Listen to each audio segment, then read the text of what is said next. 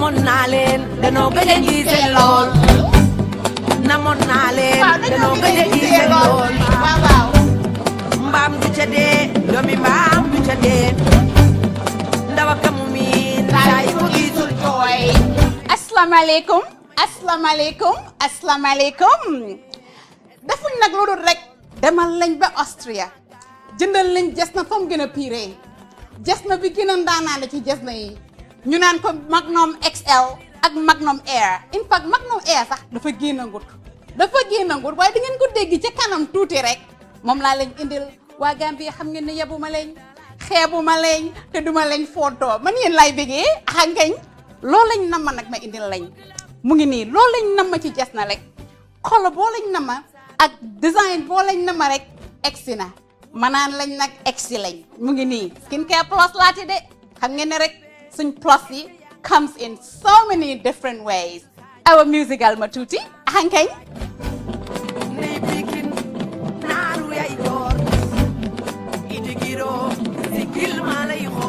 waaw man seen bëggee la maa gaañ de xangañ waaw waaw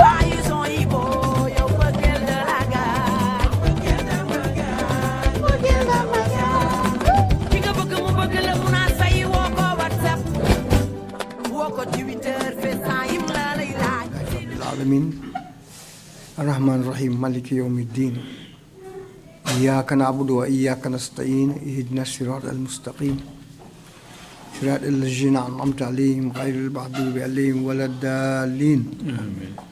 إنا فتحنا لك فتحا مبينا ليغفر لك ما تقدم من ذنبك وما تأخر ويتم نعمته عليك ويهديك صراطا مستقيما ويرزقك الله نصرا عزيزا هو الذي أنزل السكينة في قلوب المؤمنين ليزدادوا إيمانا مع إيمانهم ولله جنود السماوات والأرض وكان الله عليما حكيما بحرمة اللهم فصل وسلم وبارك على هذا النبي الكريم سيد سند العظيم ذو القلب الرحيم سيدنا محمد وعلى آله وصحبه وسلم تسليما ربنا آتنا في الدنيا حسنة وفي الآخرة حسنة وقنا عذاب النار سبحان ربك رب العزة عما يصفون وسلام على المرسلين الحمد لله رب العالمين آمين. Amen. Shukran, Imam Jallo. Bishop, you have the floor, please. Good Chairman, Lord God of power and might, the Creator, Sustainer, and Preserver of all human beings that you have created and planted in every nation of the world. We continue to ask that you look kindly upon each and every one of us. Forgive our human imperfections, our human frailty, our human weakness, our human sinfulness, and all the evil things that we do as human beings towards one another and against you.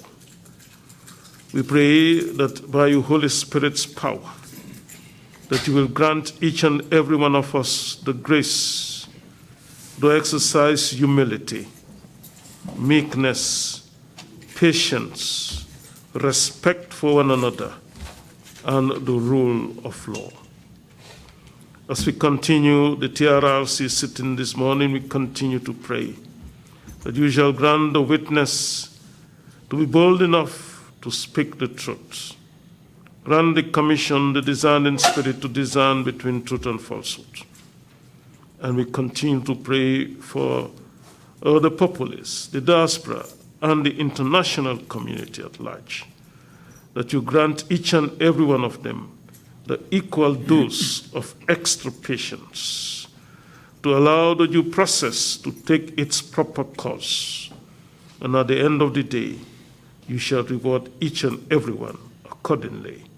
This we ask through Jesus Christ our Lord. Amen. Amen. Thank you very much, Bishop Odiko. Council, if we are ready with this morning's witness, you may please proceed. Good morning, Mr. Chairman, commissioners, and members of the audience.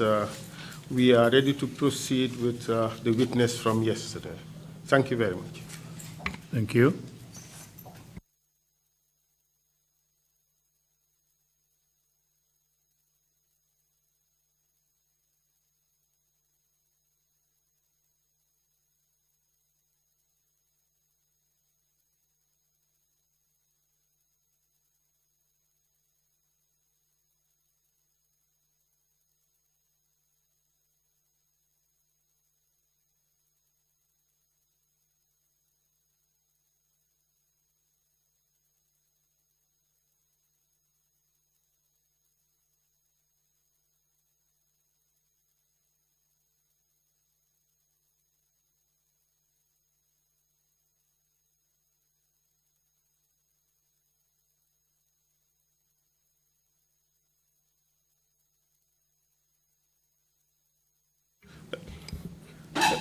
Good morning, Mr. Mbai. Welcome back to the TRRC.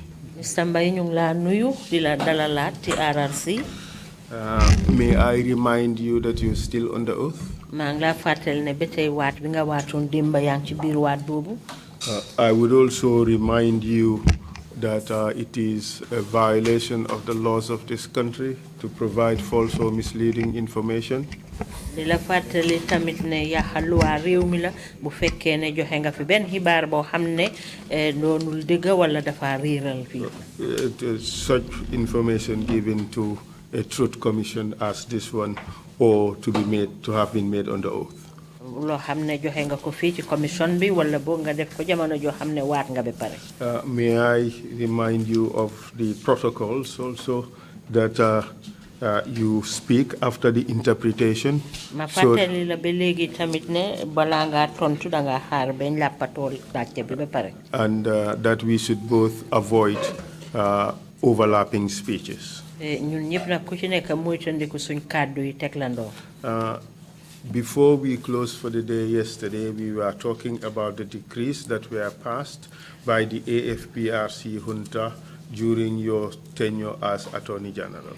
Demba balaañ doon wàcc nag ñu ngi doon waxtaanee mbiri luwaay yi nga xam ne soldaar AFPRC taxawaloon nañ ko te jamono jooju yow yaa nekkoon Attorney General. And the purpose of this inquiry is to show the violation of rights that were inherent, that were inbuilt in these decrees. léegi nag li nga xam ne moom lañ cee seetlu mooy fànn yi nga xam ne yàq nañ ci yelleefi doomu aadama ci biir luwaa yooyu noonu. I now refer to decree number 11. léegi nag ñu dem ci fànn boobu ñoo wax decree number 11. This is the Public Assets and Properties Recovery Decree. loolu nag mu ngi aju ci li nga xam ne noonu la ñoo jotaate ci li nga xam ne moo di alal yi ak moomeef yi nit ñi. Otherwise known as the Akoto Bamfo Commission. ñu xamee ko ci commission bi nga xam ne Akoto Bamfo moo ko jiite woon. And Mr. Mbai, I hope you have looked at these decrees. But the decrees targeted individuals who were living above their pay grade. dafa mel ni decree yooyu nag dafa am ñoo xam ne daal ñoom lañ ci doon natta ñoom lañ doon seetlu seeni mbir tax ñu dugal ko ci biir decree bi. And all it was looking for is whether they maintained a standard of living above which was commensurate with their past official emoluments. yëpp liñ doon seet nag mooy li nga xam ne moo di seen am tolluwaay bi fa nga xam ne moom la toll buñ ko méngali ak balaañ leen doon jox place boobu. Are you familiar with that, Mr. Mbai? I am looking at specifically section 2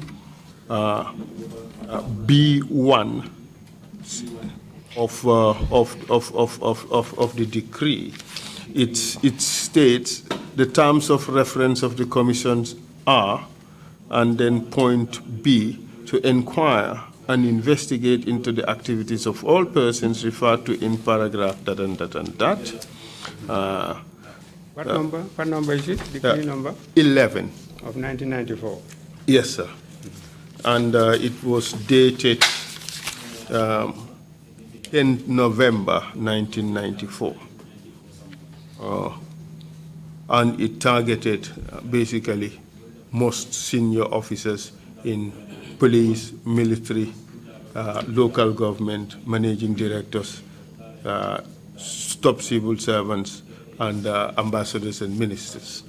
And what it was looking for is whether they maintained a standard of living above that which was commensurate with the past official emoluments. That is too sweeping, Mr. Mbai, isn't it? Too sweeping. It was a good decree. Degree bu baax la woon de. To ensure accountability. Pour gis nag ne danañ doxal njub. People are found to live beyond their means. But Mr. Mbai, is that a violation of laws, to live beyond one's means? But no, in fact, this is not living beyond one's means. It's living beyond one's official emoluments. loolu nag dafa mel ni xanaa loolu dañ ko mën a ooyee ne yàq luwaa la bu fekkee ne nit ki ni nga xam ne noonu laa dundee ci wàlli amam weesu na ko. Even in the civilian government. ci nguuri civilian yi. It was never followed. Toppuñu woon ko. Although it was provided in letters when ministers are being appointed. Ndax dañ ko toftaloon ci ay letter ci anam yi nga xam ne ni ministre yi ñu ngi leen ay nu lañ leen fale. To declare their assets. Pour nag ñu yébaane nag li nga xam ne ni moom lañ am ci alal. This decree. ci degré bi nag. Was in the same spirit. moom it ci benn taxawaay bi rek la. Mr. Mbai, the intention may have been that. Yes. Mr. Mbai jubluwaay bi nag mun naa doon loolu. But what is captured in the decree is completely different. Li nga xam ne nag moom lañ wone ci biir decree bi nag dafa ute. What you described is like opening a window. This is opening doors. Several doors into the house. Yow li nga wane rek mooy ubbi béréb bu ndaw rek waaye lii li moo nuru mooy dafa ubbi ay bunta yu ci bari. Because a lot of people may have lived beyond their official emoluments, but through income that was legitimately earned. Mun naa am ay nit yoo xam ne ñoo dundee sa gis-gis ëpp na li nga xam ne moom la ñoo am ci seen wàlli payoor waaye xëj na nag am na yeneen bunta yoo xam ne ñu ngi cee amee. And this decree does not seem to provide for any exception for those things. Te decree bi nag feeñal benn foo xam ne bàyyi nañ ko gannaaw ci mbir mi. It does not create for any defense of legitimately earned property. Just says you live above your means, above your official emoluments, you are captured, you are caught. Whereas others may have property, they earn more income. Yes, exactly. Yeah, I'm glad when you said that might have been, that was the intention of the decree. I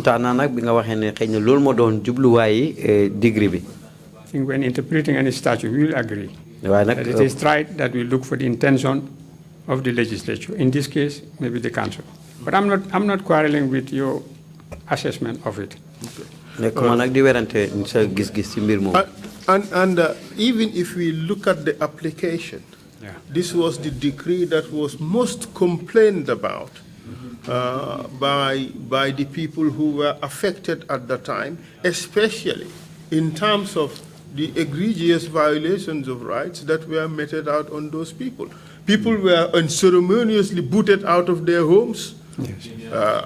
Their jewelry, possessions, and things were confiscated. The application was wrong. Buñ ko seetloo nag decree bi sax mooy bi nga xam ne nit yi gën nañ koo tawat ndaxte dafa mel ni dafa am ay nit yoo xam ne rek ñoom lañ teg but di nangu seeni alal di jël seeni takkaay ak yu mel noonu. And there is no louder or more eloquent testimony of that than my own life, my own experience. Amuna ben bo xamne gën na ci doweram lu wessu comme man li nga xamne lu la ci sédé comme suma I've been evicted from my property for 9 years. Ndax dañ ma génné ci suma kër lu dem ci juroom ñenti at. But as I indicated to you earlier when you met me in the room, comme ni mala ko wone sank biñ tassé ci ni bi, as Attorney General, comme ni Attorney General ministre bi sétu wali loi ci réew mi, at the time, ci jamono joju, I cannot deny mënuma ko wéddi the nature and extent ni nga xamé non la anam gi nim tollu of these decrees, ci degree bi, the violation and abuse of human rights. ni nga xamé non la xété yellefi doom adama. But I sought to say that if I am allowed to give a statement waaye nag su fekkee ne may nañ ma joxe ay cadeau that will explain the context nga xam ne dana leeral nag li nga xam ne loolu la ëmb of these decrees. ci degree bi. And that would help us, that will shorten the proceedings on these decrees. Ndax dana gàttal nag suñ teewaay ci degree yi suñ waxtaan. And will help us to come to a very amicable agreement on my responsibility.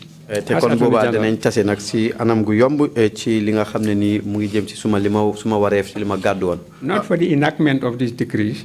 nekkul nag ni ñu roxande ko degree boobu. But as Attorney General at the time, waaye nag nekk Attorney General ci jamono boobu. I cannot be free from their results, their consequences. du ma mën a rek ci nag ci li nga xam ne nii mu ngi jëm ci seen wàlli.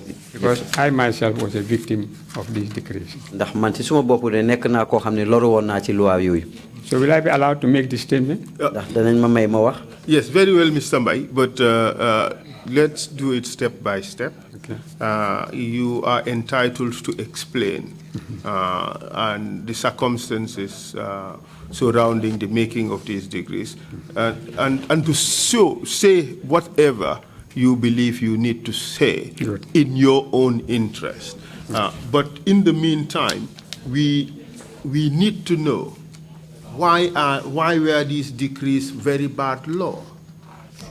And we also want to show why was it so obvious to all lawyers that these were bad laws, not just at the implementation stage, but at the drafting stage. Because the moment you look at it, the few things as one should look at as a lawyer is what are the safeguards against abuse that are inbuilt in these laws, considering already that the Constitution, which is the safe haven of the people for the protection of their rights, has been tossed out. Now everybody was left vulnerable at the mercy of young boys, most of them with very little experience, and with awesome power and the barrel of the gun. That is why it was so important to all of us that, in fact, there were people like yourself, Uncle Fafa, who would look at these things and say, hang on, wait a minute, where are the protections for the people? And if you look at Decree 11, there are no inbuilt protections. All the powers were just given to the Commission, period. There is no judicial oversight of the exercise of the powers of this Commission. In fact, where it became apparent that there may be judicial oversight, the jurisdiction was ousted. And this is quite creative legislative drafting. Let me buttress your point. Yes. When they took me to the Algali Commission, on the reassessment of my tax, I have already paid tax for the whole period. They reassessed me from the day I started practice in 1980. Until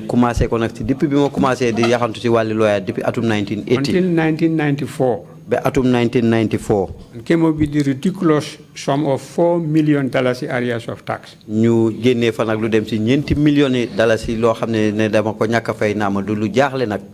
When we sought to challenge that, after 6 months, 6 years, the Commission of Inquisitor cannot reassess any tax after 6 years.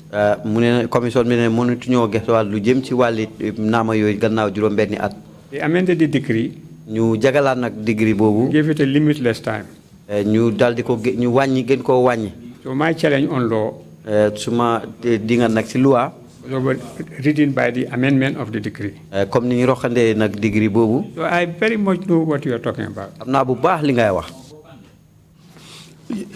Yes, and the point we are trying to make is, as at the time you were Attorney General, these problems ought to have been obvious. And that's the point I'm trying to make. We would later discuss how they negatively affected you. And for us, we condemn the bad application of these degrees to other people, just like we would condemn their bad application to you and those after you. In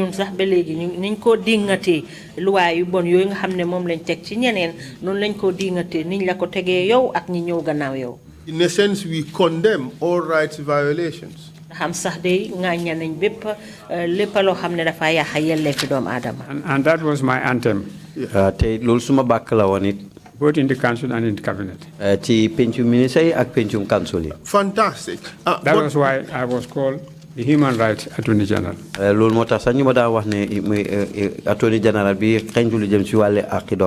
Or as Chairman Yaya Jammeh would say, Abu Dentin's defense lawyer. And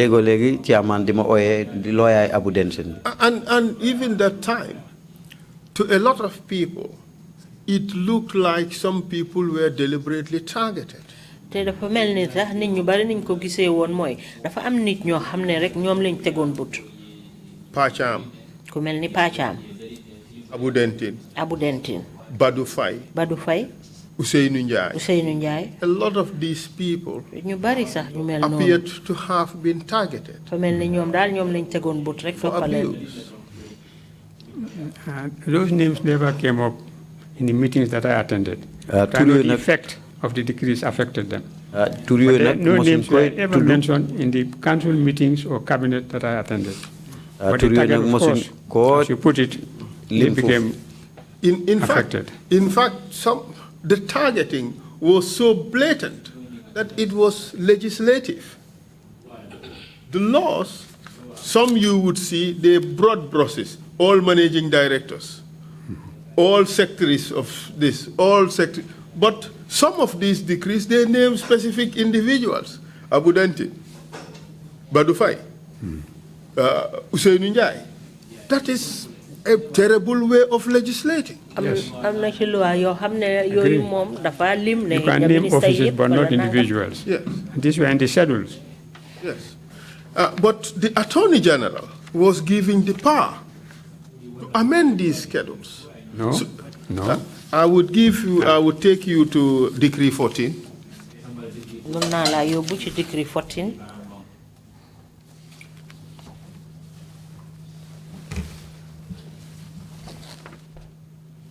I don't have Decree 14. I'll send it to you, sir.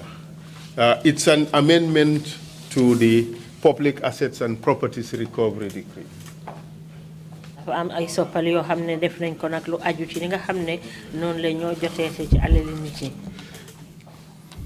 If you look at Section 2, the power to determine who would be subjected to this was given to the Attorney General.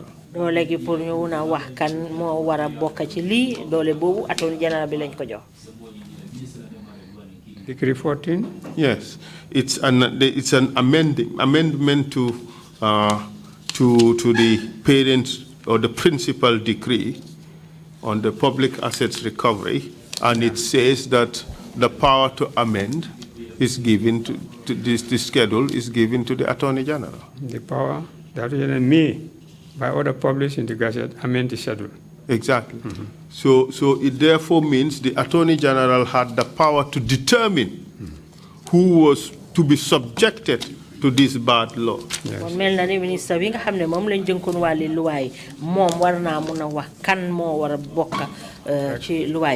You agree, sir? Yes, it's in the decree. Wow. Right. Council, is that the sole purpose of that decree? Yes. Amendment? Yes. Okay. It is. It says the AFPRC hereby decrees as follows. This decree may be cited as the Public Assets and Properties Recovery Amendment Decree 1994. And Section 2, the Public Assets and Properties Recovery Decree 1994 is amended by inserting immediately after Section 25 the following new section. And it says Amendment of Schedule 25A. The Attorney General may by order published in the Gazette amend the schedule. What's the date of the decree? 16 November 1994. Thank you. So and are we sure that it was not amended? The schedule? Yes. I have not seen an amendment to it during your time as Attorney General. No, and the order published in the Gazette. No, I'm just not too sure. Are you sure that there was no order published in the Gazette amending the schedule? I have not seen any. Yeah. And to be quite candid, I did not check that. Yeah. I was more interested in showing that this power was given to the Attorney General. Because I remember from the top of my head when Lamin Boran Buch, and Khalifa Samba were put in the schedule of a particular decree. But the period that was relevant to the decree was a time when they were not ministers. Okay. And so I remember Mr. Wada in Perseverance Street, came to point this out, and we deleted their names. I can remember that. Yes, that's but I'm not too sure whether there was any Gazette. public order as published in the Gazette, amending the schedule of this decree. That's right. Yeah, maybe that's not conclusive. Yes, but my point, Mr. Mbai, is the fact that this authority was given to the Attorney General. Agreed. While you were Attorney General. Yes. So, lima leral fi rek moy dole bi mom dañ ko joxone ministre bi seytone wali luway ci jamono boba yow la won. And technically, this means that if a name remains on the list, it is your doing as Attorney General. If a name is removed from the list, it is your doing as Attorney General. Because now the power to control the list has been given to you as Attorney General. Limo tekki moy ko xamne turam genné nañ ko ci limbi yow dafa dess ci Attorney General bi kuñ ci duggal turam it dess ci Attorney General ndax te jamono bobu jox nañ la doole bo xamne mën nga duggal mëna génné. Nak mu ngi melni ku turam nekk ci liste bi ak ku ci turam génn sa liggéey la comme Attorney General. Agree. Nanguna. I want to share, if I am allowed to make my statement. We would come to that, Mr. All these issues would be clarified and will come to a conclusion. That is right, but for the purposes of transparency and for the purposes of the public record, so that we can appreciate what this means, we should just go through the decrees one by one and deal with them. Then the freezing of assets and other properties decree, and this one is for specified persons actually. This is a deliberate targeting of particular individuals. This is Decree 15 of 25th November. And Mr. Mbai, this is, you freeze the assets of people even before any judicial inquiry, even before any prima facie evidence of any wrongdoing. That is terrible law. Yes. Bina benen degree la bo xamne momé dafa dole ngeen tek loxo ci li nga xamne modi aleli nit ki te lool dafa fekk sax jéemuñ seggat bu baax be mëna xam mbir yi naka la téré. And it affected Momodou Malik Diba, Pa Modou Dudu Sinyan, Babukar Gaye, Ibrahima Finton Singate. These are Gambia cooperative authorities guys. Alaji Mikalo Jallo, Dembo Kante, Malik Njai, Kalilu Rahman Jaite, Lamin Job, Cherno Finton Singate. Yes. So, this is another bad one. And the provisions are just sweeping. And then let's go to the next one, Decree 16, which is the worst of the worst. That is the economic crimes decree, which was the weapon of choice for Yaya Jammeh to go after every public servant he wanted to go after if you have at any stage controlled an economic resource of this country. And do you agree with that assessment, Mr. Mbai? I agree that the decree was sweeping, but economic crime is found in civilian government. nangu naa nag ne bi doy na waar waaye nag lu jëm ci wàlli tafaari koom-koom nekk na loo xam ne ni feeñ na ci nguuri civilian. I'm not defending the decree. naam nag nekkuma nag di dëgëral nag degree boobu de. And the context will explain. You will come to the context later, and I think this context is very important. We would give you ample opportunity to explain it. But you would agree that, in fact, the criminal code had sufficient provisions to deal with economic crimes issues, like economic losses for government. There were specific provisions which enable their prosecution. So it was not necessary to come up with this decree in order to prosecute economic crimes. Do you agree with that? In order to provide the offense of economic crime. Yes. So what this decree did is, in fact, to specifically highlight economic crimes by giving them a new label and a new regime for prosecution, especially on the issue of bail. It made bail basically almost very difficult for anybody who's charged with economic crimes. Do you recall that? Yes, I recall that. And even before that,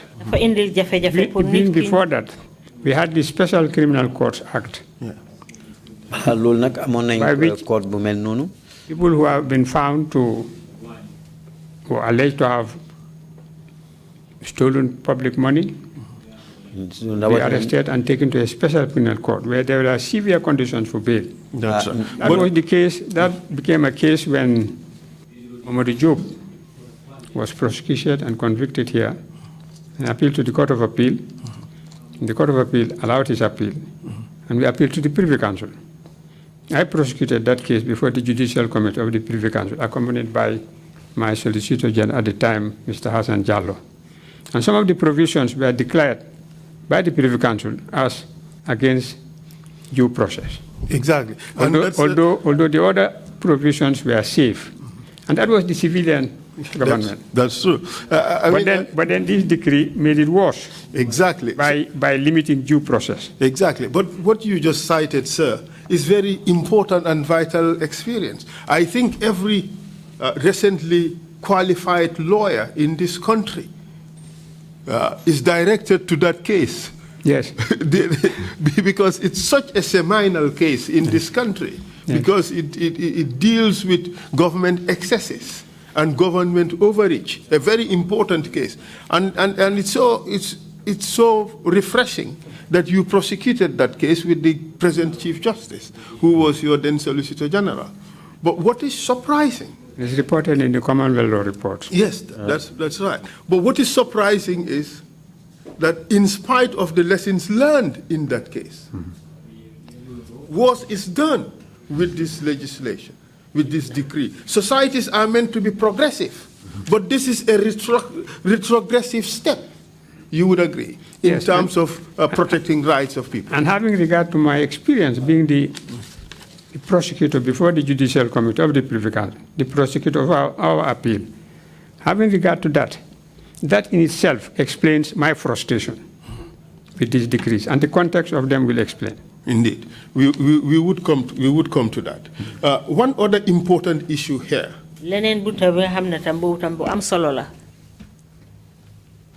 is Section 4 of this decree. Section 4 Change the ball game entirely in favor of the state. In Gambia, the rule was when you can be arrested and detained for 48 hours, then released. Later, the APRC changed it to 72 hours. Gambia fi munon nañu téye nit ki da waaye dañ la war a bàyyi diiri ñaari fan waaye gannaaw loolu nangooru APRC ñoo soppali ko def ko ñetti fan. But this decree enables them to detain you for 30 days before you are taken before a court. waaye decree bii nag ñoo soppali yépp nga xam ne dinañ la mën a teg benn place fanweeri fan balaa ñu yóbbu ci kanam attekaay bi. That is very severe, isn't it? loolu nag lu metti la. That is contrary to all international norms. But not as bad as what is found in the Guantanamo Bay? Guantanamo Bay. In Cuba. Well, which was administered by the Americans. Not as bad as the situation in Guantanamo Bay, administered by the Americans, the greatest democracy. That's right. But for me, Mr. Mbai, very bad and bad are all bad. Yes. But I'm saying the champion of human rights can be guilty of that. That's as vast as the United States. Indeed. I think I'm not defending it. Yes. I'm explaining it. And another provision here is where a person is convicted under this decree, he shall be liable to the public, he should be liable to a fine of the amount of loss caused to the public body and shall in addition be imprisoned. That is very draconian. Yes. Although mel ni da nga fay li nga xamne mom lañ la fayeku li ci nguur gi dépasse yépp dang ko wara fay ba paré tek ci nak ne mën nañ la tëral. Dédé dañ la tëj par force. In my experience as a magistrate, ci suma atté ni jamono ne magistrate la, in the middle 70s to 80s. Bori atum 1970s jëm 80s. I have had occasion to convict a person pour nag tëj nit and order him to pay the amount of money involved. Pour nag mu fay nag li nga xam ne ni moom lañ ko tuumaal ne loolu la kasaara. As well as go to prison. Dana dem kaso. There are laws am na loi yoo xam ne which provide yoo xam ne wane na ne that you can convict, ne mun ngaa tëj, sentence, tëj ko and order to and fine. ak itamit alamaan. That carry both penalty of imprisonment and fine. nga xam ne na mun naa nekk ñaari yëpp. There are even provisions where you convict and order to pay. I did that in a few times. And legitimately in my right as a magistrate at the time. Yes, sir. During a very good civilian government. Yes, these are provisions in the law. Yes. I mean, Mr. Mbai, you did very important cases in the legal history of this country. And we thank you for your service. Thank you. And for everything you have done to help improve the justice sector in this country. Mr. Mbai, am na liggéey yu baax yu am solo yoo xam ne def nga ko ci bunti àtte bi fii ci biir réew mi te loolu ñu ngi la cee sant bu baax a baax am na liggéey yu rafet yoo xam ne def nga ko ci bunta yooyu. But that said, waaye ba léegi for economic losses, ci li nga xam ne moo di ñàkk ci wàlli koom ci réew mi. It's not about theft only. nekkul ne mbiri càcca rek la de. It's also about actions a person may have taken or failed to take which caused the country to lose economically. mu ngi aju nag ci nit ki jëf ji nga xam ne def na ko wala waroon na koo def te defut ko nga xam ne sabab na ñàkk ci wàlli koomi réew mi. This could arise as a result of a recklessness or a result of a lapse, a result of negligence, and not deliberate theft. In such circumstances, if the government could recover what has been lost, must the person also go to jail? By force? It looks to me that this is very bad law. This is taking a cutlass to cut something that could have easily been done, could have easily been cut using a scalpel. Yeah, well, using a hammer to kill a mosquito. Yes. Exactly. Yeah. You see, I remember as a legal practitioner, as a state counsel, a Mauritanian shopkeeper was charged with selling a tin of pig milk beyond the control price. Then there was control price. Beyond the control price. Alaji A.M. Drame of blessed memory was his defense lawyer. Alaji Drame mo nekon lawyer. And I was the state counsel to prosecute him. Man na ma nekon lawyer nguur gi don ko atte. When the case was called, biñ oté nak mbir mi, I rose up to be the Drame rose up to be the appellant's lawyer. Bu ko Drame nak jog taxaw wone ne mom moy lawyer to be the accused lawyer. Ne kiñ tuumal. I rose to be the state counsel prosecuting the Mauritanian.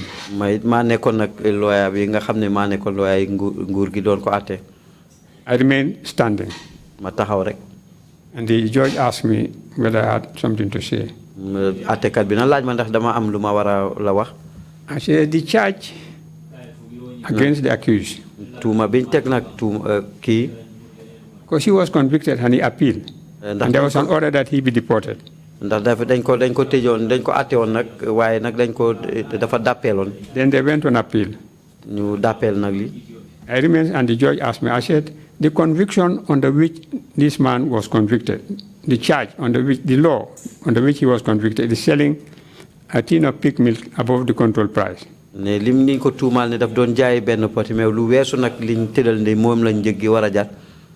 conviction carries a fine.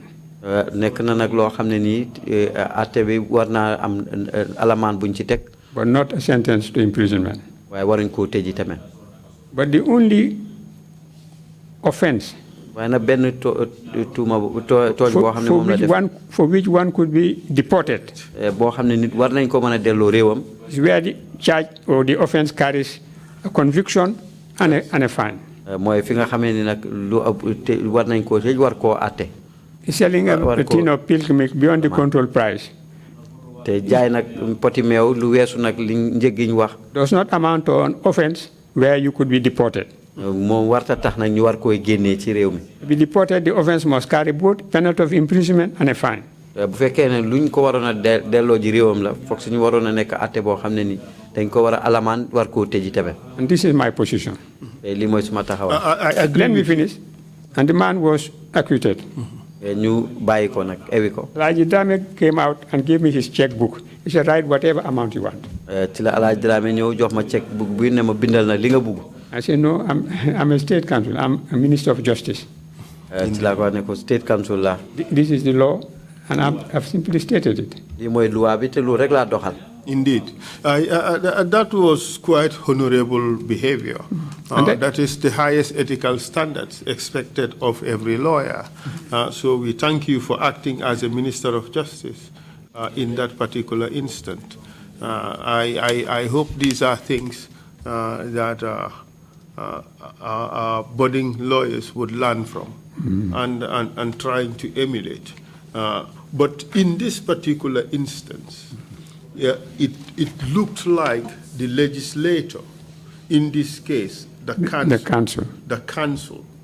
But I must imagine that this must have been the advice of lawyers, because we all know the council.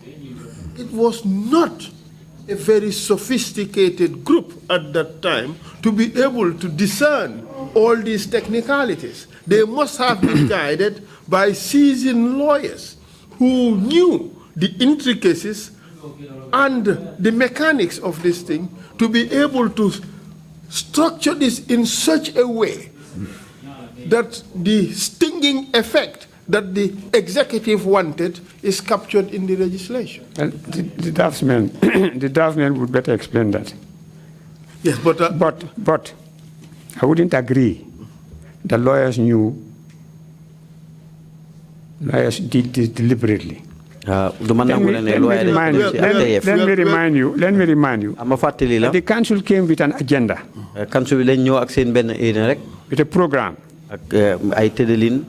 The legal draftsmen in the chambers of the Attorney General would do anything that would show their competence in drafting. Not to allow a loophole, not to open a door. They would be proud to make a tight law that people will not escape from. I'm not speaking for them, but professionally, I know this is the type of thing they do. Drafting involves that. That's right. No, although I'm not defending the decree. That's right. And I agree with all that, because I am also a trained parliamentary counsel. So you are trained to write very clearly and to ensure that you cover all your bases. All right. But there are certain things that are based almost entirely on instruction. For instance, we all know that the international standard is you should be released within a short period of time during investigations or taken before a judge to judicially sanction your detention. That is a basic principle of law. Yes. Okay. To decide that a person shall be detained for 30 days before the person is taken to court would not be the decision of the draftsperson. That should be the decision of the decision maker of the executive, wouldn't it? No, I would say that would be the effect of the legislation. And legislations are interpreted depending on different principles. Yes. The literary rule, the golden rule, the purposive rule are developed by Lord Denning. That's right. What is the purpose of the act? what were we trying to cure from the previous law? Or the literal rule, which is the bad one, that you must interpret the legislation according to words expressed in the act. So there are different rules of interpretation. And I wouldn't venture to to say that these were deliberate intentions by lawyers who were advanced and knew what they were doing. No, the purpose would be subject to the interpretation by the court. That's true. And the court interprets legislation. And what the court say would determine the law. Not even what the legislature passed. Yes, I do agree entirely with that. But the point I am making here is in the face of the international standard, or what was the standard in Gambia, of detention of 48 hours or 72 hours, within which period you should be taken before a judge. To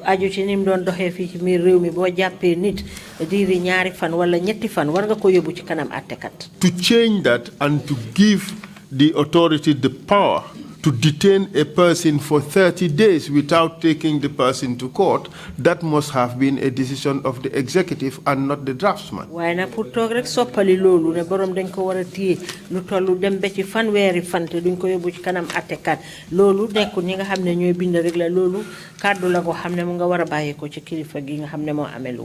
I'm not defending it. But I'm explaining it in the same terms that we've agreed to use. Okay. All right. So let's move on to another decree. And this time we go back to the freezing of assets decree. And this time, certain individuals. Is it 17? 17, yes. Yeah. Certain individuals were directly targeted. From Sarah Jangha, Abu Dentin, Mbambanjik B.I. Job, that would be Daddy Job, Sheriang Sise, Momodu Gay, Momodu O Gay, Omar B. Cham, Malik I.M. Cham, Ibundur, Hussein Njai. This is basically the same set of people again. Yes. And this was a blanket freeze of their assets, but not only that, including the assets of those who were close to them, so close to them that it gave the appearance that they have something to do with those assets. That's how sweeping the law was.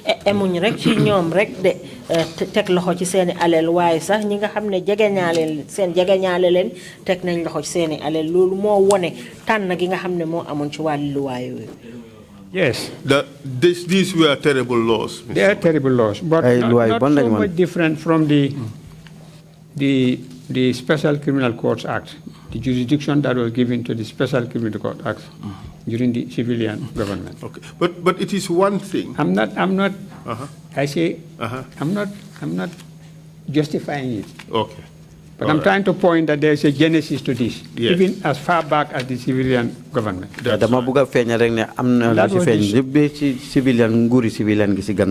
was the issue of our appeal before the Privy Council. That's right. Some of the provisions of the Special Criminal Court Act were violations of human rights, especially the bail or tracing. If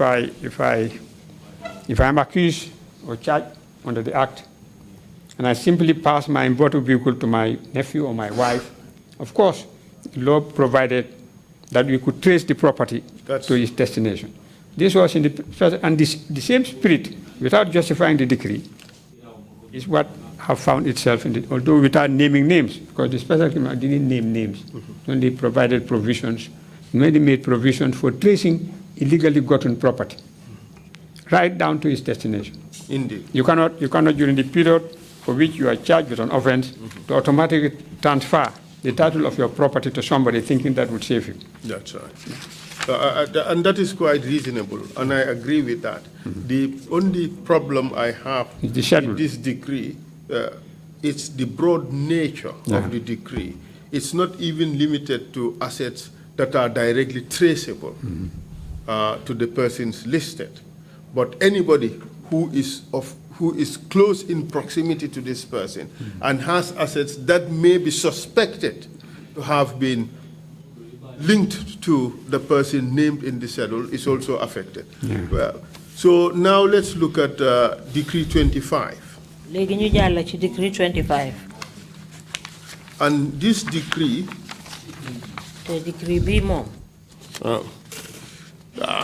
Section 15A, an amended provision, basically ousted the jurisdiction of the court. I don't have it, but I'll take what you're saying. Let me read it out. No, read it out, yes. It says limitation of jurisdiction. I agree. I was a victim of that decree. That's true. But this decree was drafted by you, but not you physically, Uncle Fafa. Yes, I'm glad you are making the clarification. Yes. I didn't draft any decree. Yes, by the Office of the Attorney General under your direction and supervision. By the drafting division of the Attorney General's chambers. But we both know. Which was a department in the Attorney General's chambers when I was Attorney General and Minister of Justice. That's right. And I had the good fortune to be recruited at the Attorney General's chambers during your tenure as minister. That's right.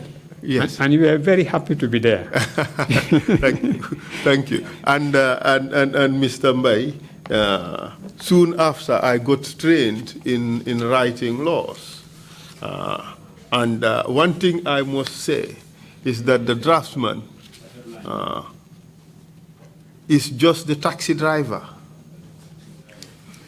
Man liggéey naa ci saroon foofu te li ma bëgg a wax rek mooy ki nga xam ne moom mooy bindakat bi dafa mel ni rek moom dawalkati taxi la. The government through the Attorney General would state their destination. Nguur gi jaarale ko ci ki nga xam ne mooy Attorney General bi ñoo leen di wax fa nga xam ne foofu la ñoo jaar. And even the routes they want the driver to take. Ak sax bañ yoon lañ bëgg mu jaar. As a driver, we just drive expertly. Dawal moom dañoo dawal rek ci ni nga xam ne noonu lañ war a dawale. To take you to the destination safely. Yóbbu la fa nga war a dem ci egga fa ci óor. Economically. Ci wàlli koom. And on time. Ak egga fa ci waxtu wa. And to avoid. Fexe moytu. All difficulties and problems that may occasion us taking you to the destination. But unlike taxi drivers, who will take any passenger, saint or sinner. Draftsmen do not behave like taxi drivers in that regard. That's a good one, but for us, we carry only one passenger. Well, you brought the taxi driver analogy, and I'm saying taxi drivers are different from draftsmen. Taxi drivers will take any passenger, whether you are a saint or a sinner. Yes, but for us as draftsmen, we have only one passenger, and that is government. No, as draftsmen are specialists. Yes. They are specialists. I don't agree that they are passengers to any government. I don't agree. They are specialists of great honor. They try to make the law understood. I want to read out this particular provision. As a student of drafting, we studied colonial laws to show how bad the colonial masters used to draft these laws to continue to subjugate us. But to be quite candid, I have never seen a provision like this. Let me read it out. It says, no court shall have jurisdiction to entertain any action or proceeding whatsoever for the purpose of questioning any decision, finding, conclusion, or order, or proceeding of a commission made under this decree. This is a sweeping ouster clause. It's completely illegal.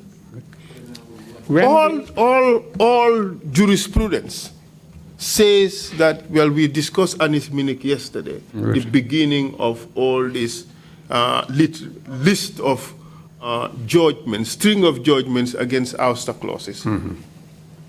This is a direct affront to an Isminic principle. Yes. And it does not stop there. It went on to say, and for the avoidance of doubt, it shall not be lawful for any court to entertain any application for an order or writ in the nature of habeas corpus certiorari mandamus in prohibition, quo warranto, injunction, or declaration. This decree ousts every form of protection an individual could have under the law of this country. Degree bi daal loi la boo xam ne dafa dax lépp loo xam ne moo war a mun a aar nit ki ci wàlli loi yi nga xam ne moom la ñu doxee fii ci réew mi. Just a minute, I want to. Yes, please.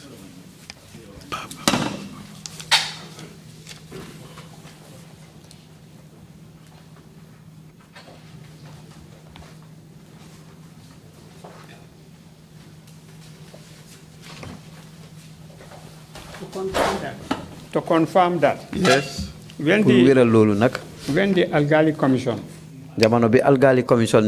made those findings against me, that I owe a tax liability, I had a tax liability of over $1.5 million.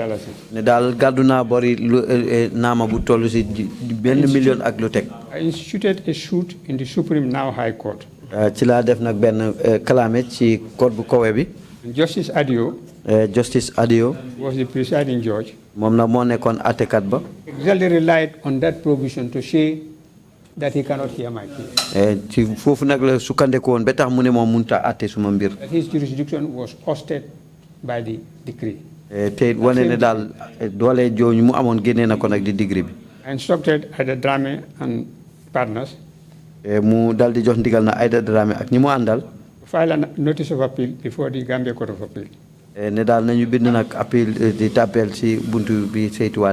the record of proceedings.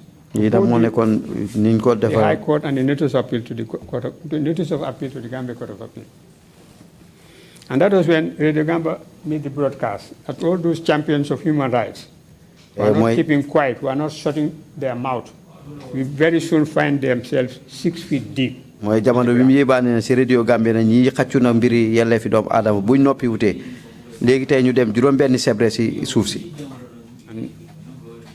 I did not pursue the appeal. But if I was acting for a client in that situation, I would have relied on the many decisions made by Lord Denning. You've mentioned this. Made by Lord Denning to succeed in that appeal. As a lawyer, any lawyer is a fool who acts for himself. But that is true. But what is ironic, Mr. Mbai, is that this decree was written the 23rd day of December 1994, when you were Attorney General.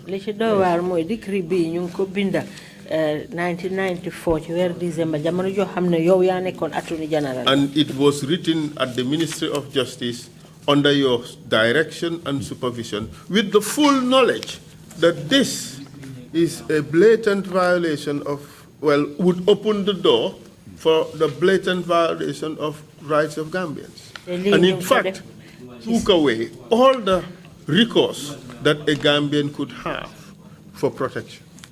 Liep ñu ko def ci salon kilifteef te oroon na ne lii bu taxawee dafa yàq li nga xam ne moo di yelleefi doom aadama te loolu mu doon dox ci réew mi. Yes. Wow. But if I stood as legal practitioner for a client to challenge that decree, I would have succeeded in having it struck out, relying on the many decisions by Lord Denning. Well, it looked like we had a compliant judiciary, doesn't it? Seeing that the case that you took to court was in fact thrown out, yes, mainly on not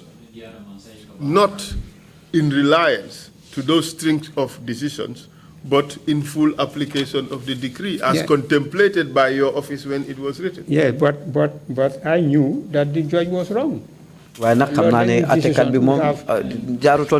Mr. Mbai, we have to allow for the interpretation before you respond. I'm sorry. It is interesting when two lawyers talk. Yes, I'm sorry about that. Yes, that's right. But let's move on to this other decree. This is Decree 26. Decree 26. This is state security, detention of armed and police personnel.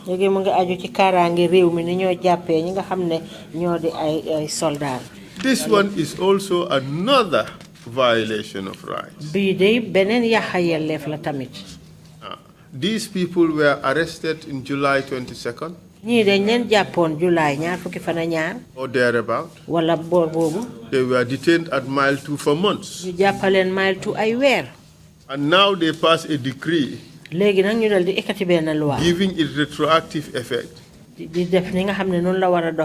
legitimize or to legalize their detention.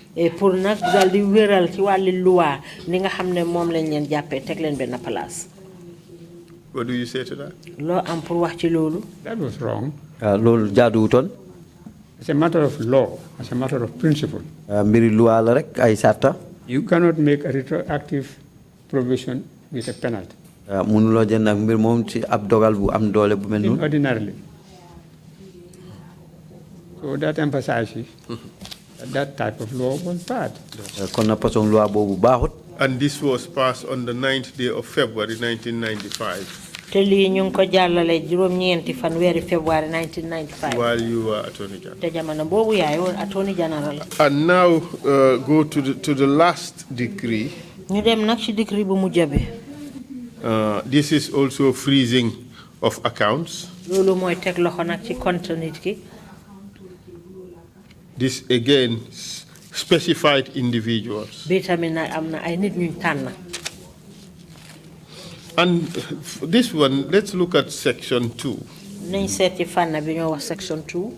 It says the accounts of this person specified in the schedule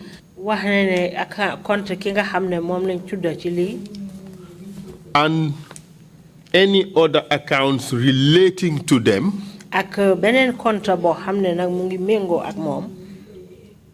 which are owned or operated by another person are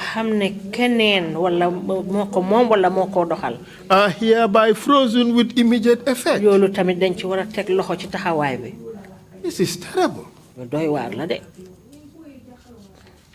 Not only what they owned, but anything that is owned or operated by another person, which somehow had a relationship, is also frozen. This is a very good example of using a hammer to really kill a mosquito.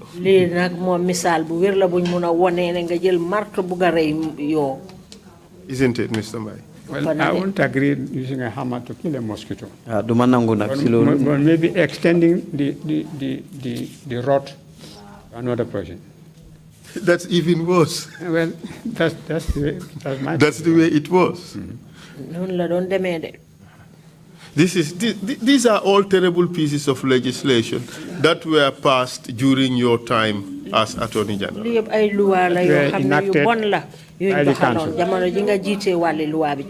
That were enacted by the council. That's It's been said, Mr. Mbai, and you'd have an opportunity to say more on this, that your second stint as Attorney General was aimed mainly to draw from experiences of 1992.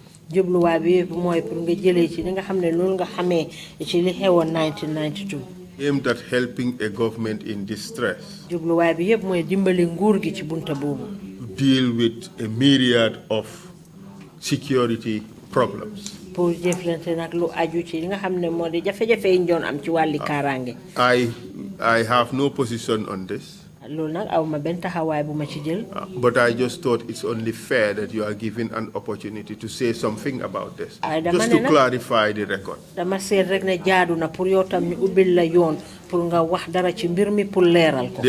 There was assets evaluation or something at around 1982. 1982 There were security detainees and a tribunal to review their detentions. The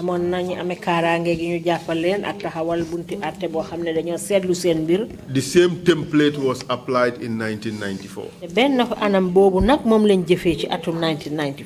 Perhaps maybe that explains the desperation of the APRC junta to bring you back in 1994. Because they wanted the same machinery to be able to deal with the problems they were facing at the time. You could address that when you deal with the context and explain what happened in 82 and the similarities with 94. Thank you very much. Yes. Can I make my statement? Not yet, Mr. Mbai. But please allow me. At this stage, I think I should make my statement. No, I just have two more points. You have finished the decrees? Yes, I have two more points just before you do. Be rest assured, Mr. Mbai, you would be given every opportunity. Yeah. Relating to these decrees? Yes. Enacted at the time I was Attorney General. Yes. It's in fact not decrees as such, but some seminal events that took place during that time. But let me address the decrees first, then we come to that, please. All right, by all means, go ahead. Yesterday, we established that the decrees you referred to were introduced either before I was appointed Attorney General, Minister of Justice, gaaraloon nañ fi ne degré yi nga nekk di wax nag dal di nañ ko taxawal balaa maa nekk ministre bi saytu woon wàlli loi bi ci réew mi. Within a few days after my appointment. wala ay bésu njëkk rek yu néew jamono biñ ma tànnee. As such, I could not have played any meaningful role in the enactment of any of those. Ama fa benn wàllu bu yaatu lu aju ci wàlli niñ koy doxalee. Two. ñaareel bi mooy. We have established the international jurisprudence on the legality of military coup d'états. dal di woon nañu waxtaanee tamit li nga xam ne moo nekkoon gis-gis ci lu jëm ci wér ak coup d'état yi soldat. That once the takeover is successful. gannaaw boo xamee ne ni rek dal di nañu ko fu nguur gi antu na. And provided certain conditions are met. ak yenn sart yoo xam ne tamit dal di nañu ko mottal. The new government becomes the effective government of the state. nguur googu nga xam ne mooy nguuri soldat gu ees googu nag dafay nekk nguur gu sax. The new government then has the lawful authority to make laws for the purpose of establishing security and order, accountability and protection of human rights. booba am nañ nag cër ñoom it pour taxawal benn loi boo xam ne dina sàmm kaaraange njub ak tamit lu jëm ci wàlli jaar yoon. Three. ñett bi. Within the office of the Attorney General Chambers. ci office yi Attorney General Chambers bi. Was a drafting division. amoon na fa nag benn kuréel boo xam ne nii seen liggéey moo nekkoon pour bind loi. Responsible for the drafting of laws or decrees. pour na bind loi ak wala degree yi. That the council considered appropriate. boo xam ne daal council bi danañ gis ne daal jub na. The Attorney General would give advice where his advice was short. Attorney General bi nag jamono boobu dana yedde nag li nga xam ne nii fa la ñu aajoo nag yeddee fam. But also where his advice was not short directly. foo xam ne tamit nag li muy war a yedd nag aajowuñ ko. But when matters relating to law enforcement were deliberated upon in cabinet or in council meeting. li nga xam ne mooy lu ayu nag nga xam ne ni ñu koy doxalee dal di woon nañ ko waxtaanee ci kanam cabinet bi. 4. ñeenteel bi. My stance had always been to advise against abuses and violations of human rights. fu ma taxawaay moo nekkoon waxtu wu ne rek di yedde lu jëm ci wàlli ñu oytu di xëtt yelleefi doomu aadama. But the Attorney General, as the chief government legal advisor. Attorney General nga xam ne moo jiite nag lépp loo xam ne mu ngi aju ci wàlli loi ci nguur gi. Takes full responsibility. warugalam la nag. The decrees or laws introduced while he is in office. loi yi wala degré yi nga xam ne moom lañ indi na ci jamono bi mu nekkee ci office bi. Even if, as in my case. naam sax ci suma bos. I have strongly advised against all the decrees that I was aware of and considered to be in violation of fundamental human rights. daal dinaa fi gaara tamit mboolem degré wala loi yooyu noonu nga xam ne na dafa téyelee fi doomu aadama. But my advice was not always taken. waaye nag suma wax nag duñ ko daan jël. The Because the conviction of the AFPRC, especially in relation to accountability,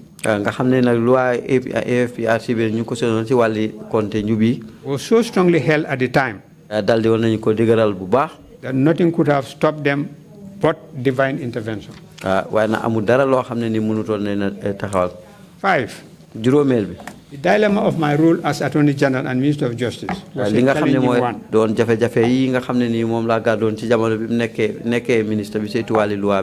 temper the desire of the soldiers for immediate decrease, for immediate redress, by way of accountability against guiding them towards an orderly transition for the restoration to a democratic government within a short period of time. Can I repeat that? Wow. The dilemma of my role as Attorney General and Minister of Justice was a challenging one. To temper the desire of the soldiers,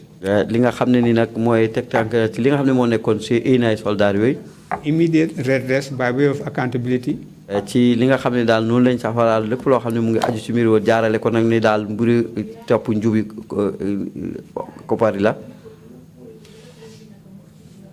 against guiding them towards an orderly transition for the restoration of a democratic government. 6.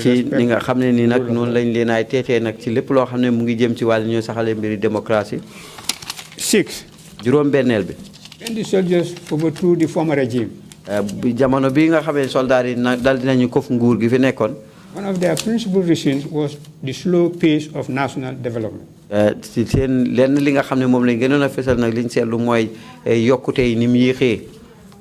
how that process was stifled by several factors, key among them rampant corruption across most sectors of the country, especially in government. A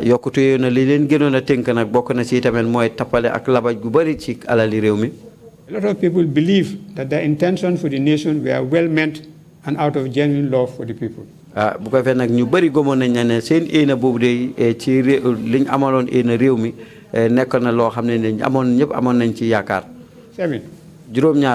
Naturally, the soldiers had mapped out their own way of how to address some of the fundamental issues that had affected effective and sustainable national development at the time.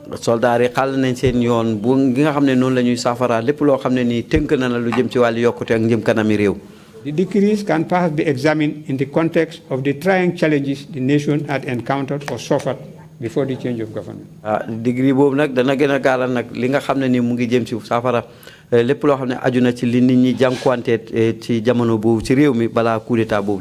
The soldiers and the people at large wanted accountability of state resources.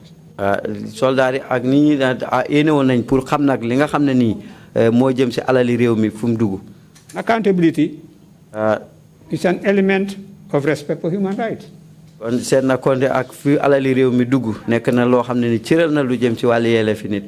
The question was how to reconcile the process of accountability with due process.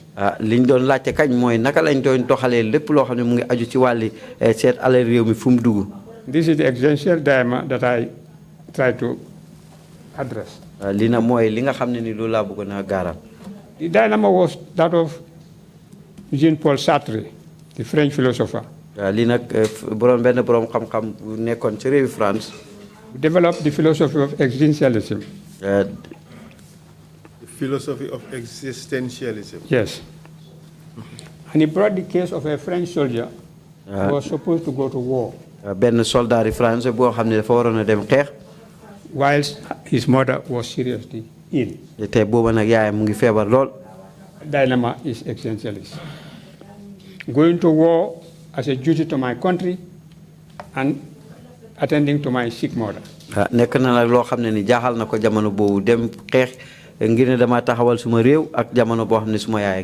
dilemma I was in. In the context of the Gambia, Africa in particular,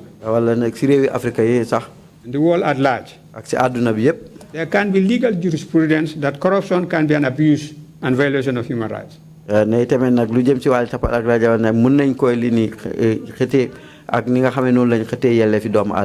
may violate the following principles. A. Equality and non-discrimination. Lu emale ak li ñàkk xaajale seen. B. ñaareel bi. Right to economic development. bind nag lu aju ci am cër ci wàlli yokkute koom-koom. C. ñetteel bi. Right to food. am cër ci dundu. D. ñeenteel bi. Right to adequate housing.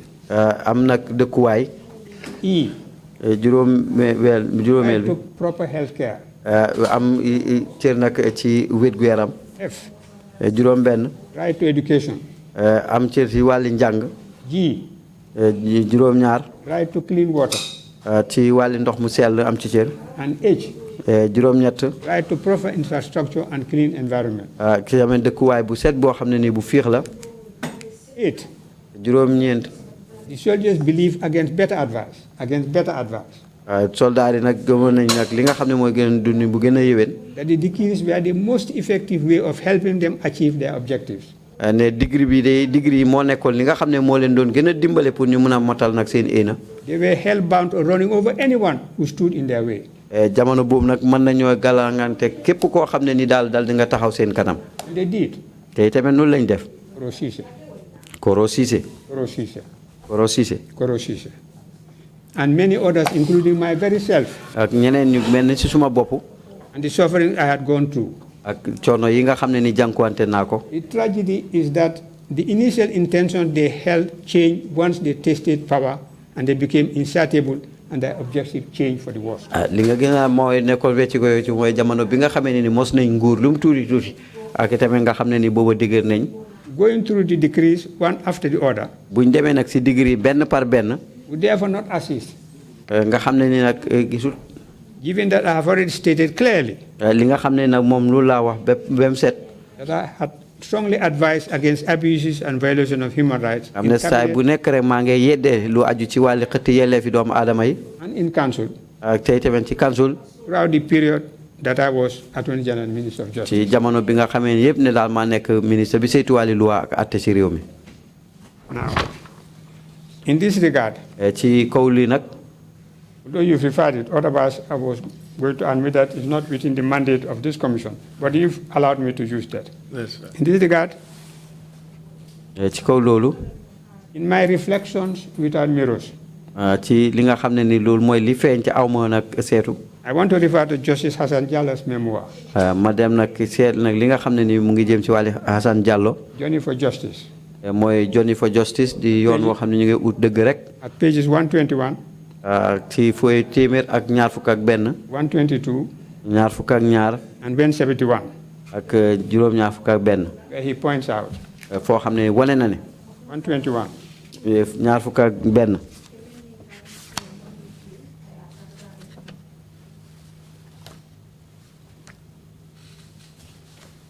Enter Fafa Mbai as the new Attorney General and Minister of Justice. dugal na nag di Fafa Mbai di ministre bu ees bi ñu saytuwaale loi ak àtte ci réew mi. Armed with multiple degrees in political science and in law. nga xam ne ni nag am na xam-xam bu yaatu ci wàlli liggéey ak political science ak wàlli loi. A well-read man. di nit koo xam ne nit ku jàng la. With still a voracious appetite for board reading. nga xam ne ni am na ina nag pour jàng lu bari. His arrival generated a lot of excitement. dugam nag nekk na loo xam ne ni indi woon na kontaante yu. It was my first incarnation as Minister of Justice. mooy njëlbeen yoon boo xam ne ni indi nañ ma le ministre bi saytuwaale loi ak àtte. indiwaataat nañ ma. Yes, indiwaataat nañ ma. Fafa came with fresh ideas. Fafa nag ñëw na ak xalaat yu ees. He had ideas of law reform. ak yoo xam ne mu ngi aju ci wàllu wecceeku ay loi. He had ideas of fostering greater integrity in government through a system of asset declaration and evaluation. di loo xam ne nag dana gën a wéral nag lu jëm ci wàllu ngor ak nguur ak tamit nag li ci aju. His first idea was that the chambers needed a better working environment than provided at the old stone and line structure at the quadrangle in Banjul, supported by wooden floorboards constructed during the colonial period. Uncle Fafa, lapatol ko bobu. Let me read it again. Yes, please.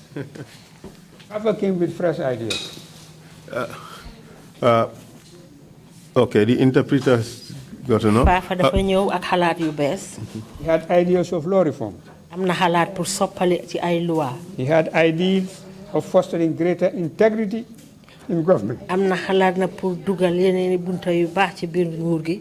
Through a system of asset declaration and evaluation. jaarale ko ci anam yoo xam ne ku ci nekk da ngaa wone li nga xam ne moo di sa am nga feeñal. His cause idea was that the chambers needed a better working environment. xalaat bu njëkk bi nag mooy woon liggéeykaay boobu nag dañ soxla woon liggéeykaay boo xam ne bu neex a liggéeyee la. Than that provided by the old stone and lime structure at the quadrangle in Banjul. utee nag ak xeer yu màgget yooyu nga xam ne moom lañ ko defaree foofa ca quadrangle Banjul. Supported by wooden floorboards constructed nga xam ne during the colonial dar bi period. ay bantaak yooyu lañ ko defalee jamono jooju ca jamonoy tubaab yàlla woon. We packed our office baggage to private premises at Bokul Street. ñu daal di jël nag suñu bagage office yëpp yóbbu ko ci beneen béréb boo xam ne mu nga ca bokkul. Only to find those flats built for residents equally unsuitable. ndeke foofa na dañ ko sampoon pour dëkkuwaay naa waaye foofa sax ba tey baaxul de.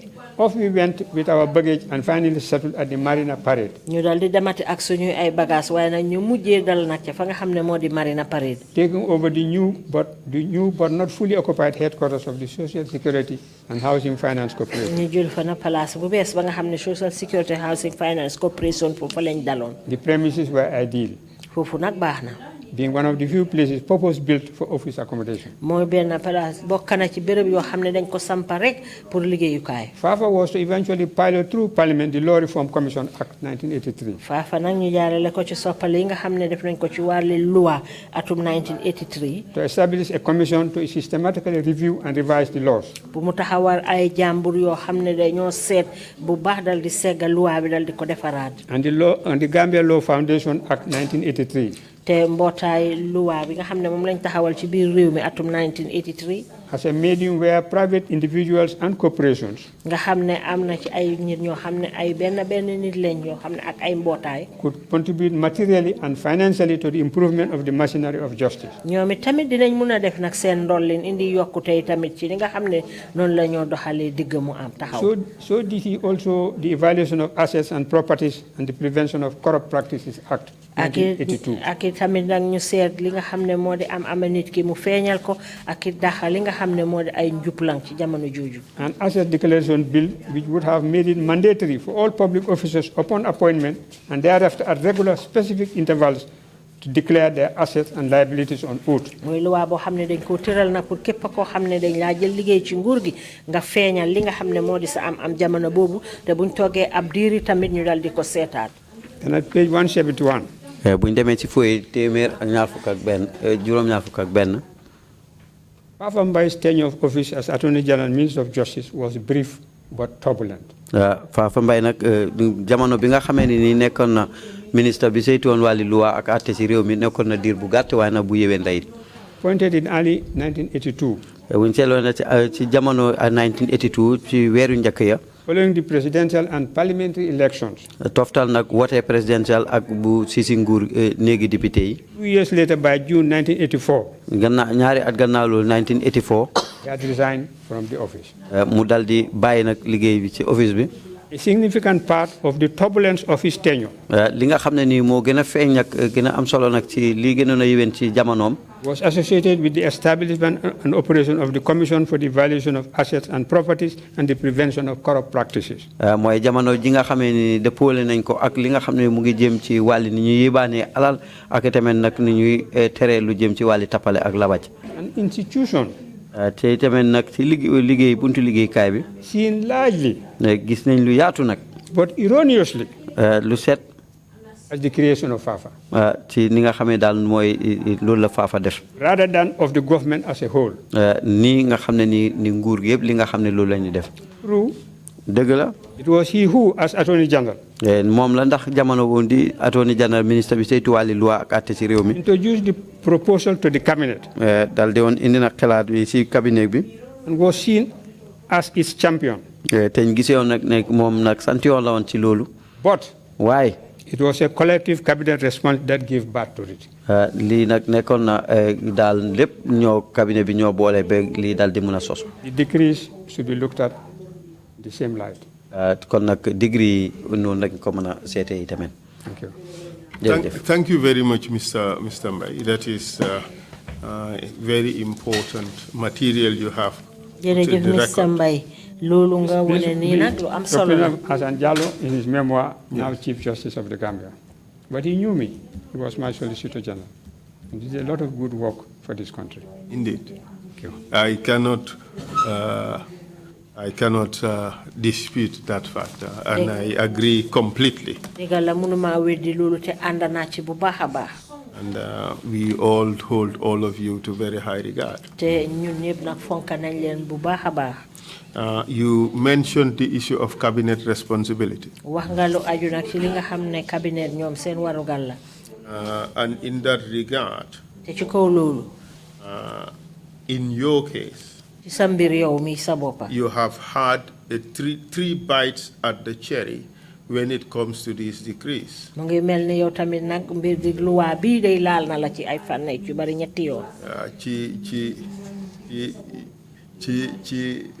Mango gi dal xampa nga ci ñetti yoon ñu def ko olof yi faana